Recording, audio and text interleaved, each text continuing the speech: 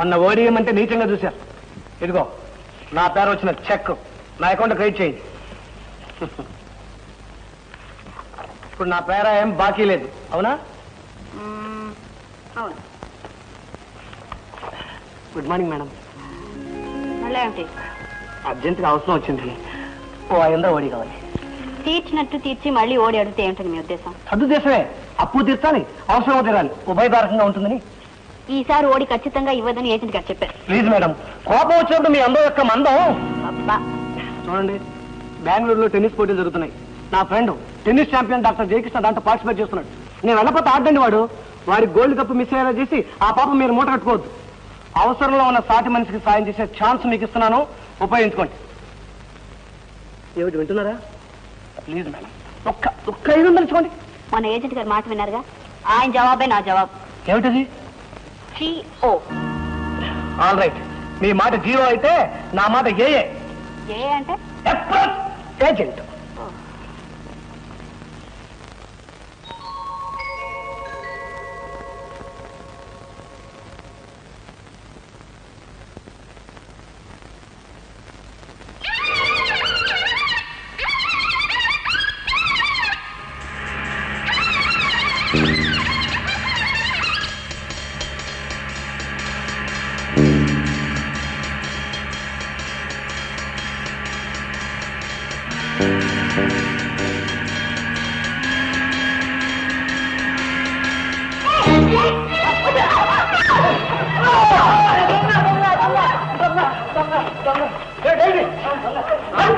మీరేం కంగారు హీరో నేను మేడం.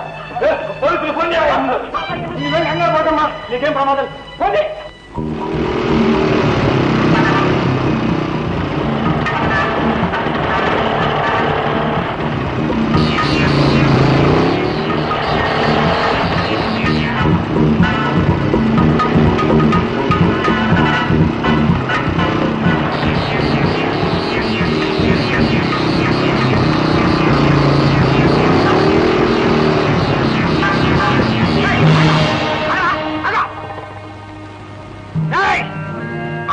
డబ్బులు కట్టేస్తారా?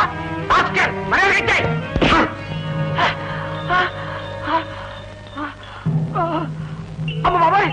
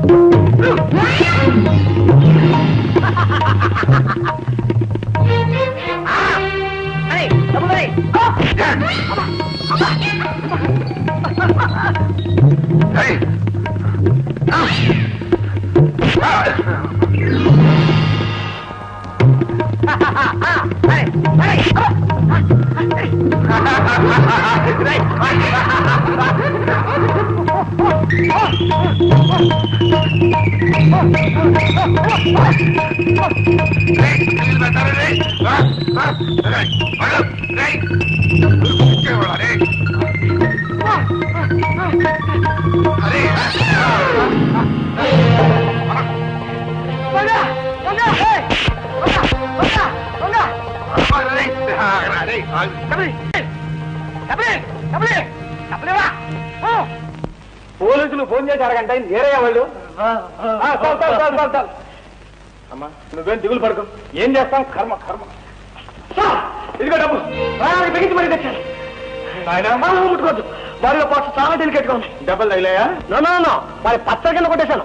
నా వంటి మీద చేసే ధైర్యం వారికి. చూడండి, క్రాప్ అనేది జరగలేదు.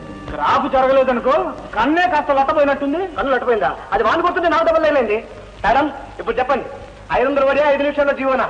చూడమ్మా, వాడిని కొట్టి పచ్చడి చేసి తను దెబ్బలు తిన్నందుకు వైద్యం చేయించుకోవాలిగా. 100-200 ఖర్చు అవుతుంది కనుక 500 ఓడి ఇవ్వక 1000 రూపాయల ఓడి ఇచ్చి పంపు. Thank you sir, thank you very much.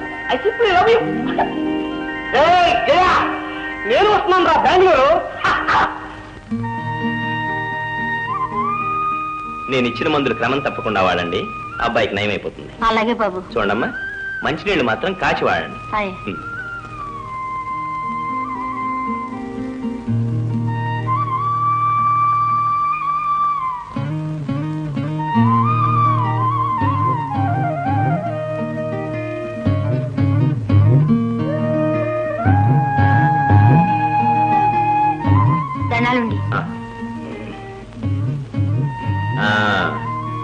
తాత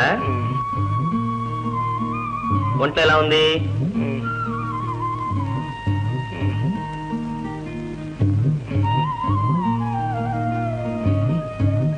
ఏమా నేను ఇచ్చిన మందులు వాడుతున్నారా? వాడుతున్నా ఉండి. పొద్దున్న లేచి గంజి తాగాడా? ఏమ్మా నూకల్లే ఉండి. సరే ఒక గ్లాస్ మంచినీళ్ళు తీసురా.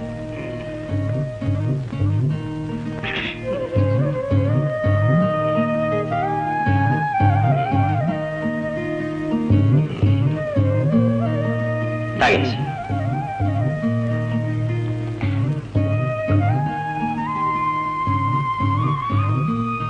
ఇదిగో ఈ డబ్బు తీసుకుని నూకలు తెప్పి జావగాసి పట్టు. వద్దయ్యా, మీకు ఇయ్యాల్సింది పోయి మీ దగ్గరే తీసుకోవడం. పర్వాలేదు తీసుకోమ్మా. తాత వెళ్ళొస్తాను. పడుకు వస్తానమ్మా. బాబుగారు వెళ్ళేదండి మావా. అరే ఏమిటిదంతా? బాబు ఈ ఊళ్ళో ఏ డాక్టర్ బాబు మా పేదోడు మొహం చూడరు. మీరు దేవుళ్ళ వచ్చి మమ్మల్ని బతికిస్తున్నారు. మా చర్మంతో మీకు చెప్పులు కుట్టించిన మీ రుణం తీరదు బాబు, తీరదు.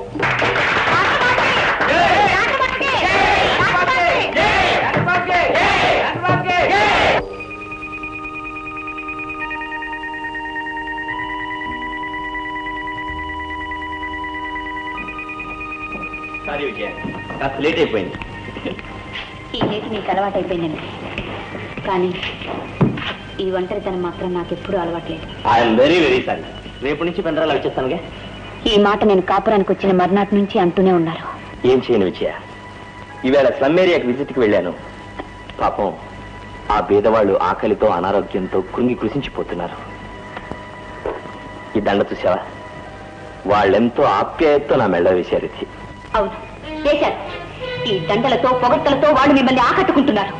మరి మీరు ఆవేశాలకు ఆదర్శాలకు లోనే రోజు రోజుకు నాకు దూరం అవుతున్నారు. దూరం అవుతున్నారా?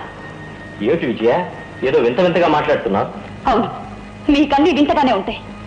ఏమండి, మీతో నేను కోరుకున్న జీవితం ఇది కాదు. అసలు ఒక విషయం చెప్పండి, ఈ ఊర్లో మీరొక్కరైనా డాక్టరు? ఇంకెవరూ లేరు? వాళ్ళందరూ కూడా మీలాగే ఇలా అలగాజలం వెళ్ళ చుట్టూ తిరుగుతున్నారా?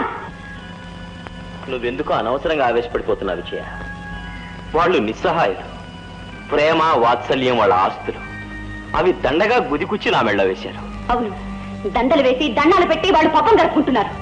మీరు ఇంటిని ఇల్లాన్ని మరిచిపోయి దీనజనాతాలను చేస్తున్నారనుకుని మూసిపోతున్నారు. అసలు This is too much. I can't tolerate this. నువ్వు గొప్పింటి బిడ్డవి. నీకు గాని నీ తాత ముత్తాతలకు గాని ఆకలంటే ఏమిటో తెలీదు. కనీసం దాని అర్థం కూడా మీకు తెలీదు. ఈ దేశం బీదలమయం. వాళ్ళని నేను ఉద్ధరించలేనని నాకు తెలుసు. కానీ బీదతనం అంటే ఏమిటో నాకు తెలుసు. ఒక మనిషిగా నేనేమిటో నాకు తెలుసు. డాక్టర్గా నేనేం చేయాలో కూడా నాకు తెలుసు. నాకు కొన్ని లక్ష్యాలున్నాయి. వాటిని ఎవరి ఆనందం కోసం నేను త్యాగం చేయలేను. అండర్స్టాండ్?